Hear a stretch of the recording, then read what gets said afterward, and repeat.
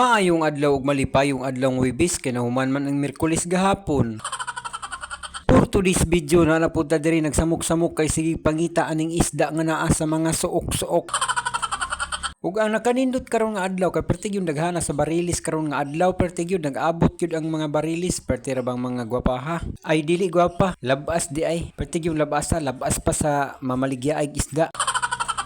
Bitaw oy, mamili na pug ko diri ug ako ang ipsuroy rong adlaw kay perti daghanang isda gyud rong adlaw. Pero sa dili pa mamalit sa taglamas diri kay mo man ni nindot basta mamaligya tag isda apila na tog lamas kay ganahan man ang mopalit kay dili na sila moadto pa sa lain kay na may lamas ato ang dala. Kung kamo diha nga gusto mo mamaligya og isda pagdala gyud mong lamas o kay makaginansya manggihapon ka sa imuhang dala nga lamas kay mopalit man ang customer og mopalit siya isda simpre apilan yun niya og lamas mo nang magdala gyud tag lamas kay ang nakanindot aning magdala kag lamas makakuan pud sa customer kaning ganahan pud sila sa imuha mo palit ba kay naanay lamas daan dili na sila moadto pa sa lain. Unya mas kusog ang imuhang baligya nga isda basta naa kay dala nga lamas. Lahi ra gyud anang wala kay lamas. Unya kay nahuman naman ko og pangumpra og lamas diri nako mamili nako aning mga isda diri nga naa sa suok-suok.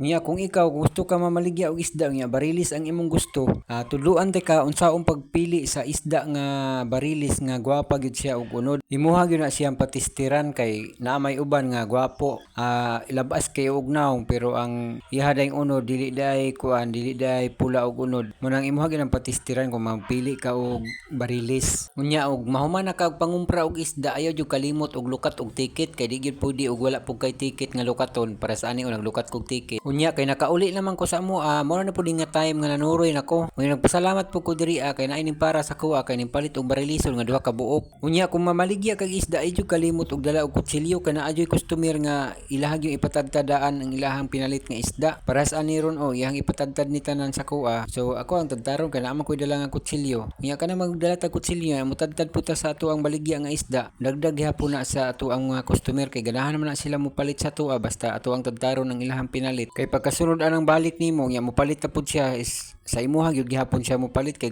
ganahan man na sila kay imuha mang tadtaron daan ang ilahang isda nga pinalit. Muna nga magdala gyud ta og kutsilyo nga mamaligya ay tag isda kay mao punay kanang ganahan sa uban ba nga mopalit sa imuha gyud kay ginatadtad nimo. Pero ang uban nga mamaligya ay og isda di na gyud sila modala og kutsilyo kay langan na daw kaayo, langan na kay sa oras. Pero ako lahi ko magdala kog kutsilyo kay dagdag gihapon na sa imong customer. Ganahan ang customer nimo kay naamang kay kutsilyo nga imuha mang tadtaron daan. Mao na kung ikaw karon nga nagtan-aw gusto ka mamaligya og isda sundugan ni akong style para ganahan ang customer sa imuha. Unya kay imuha mangitiwas og tan-aw ron ang ako ang video nga gi-upload.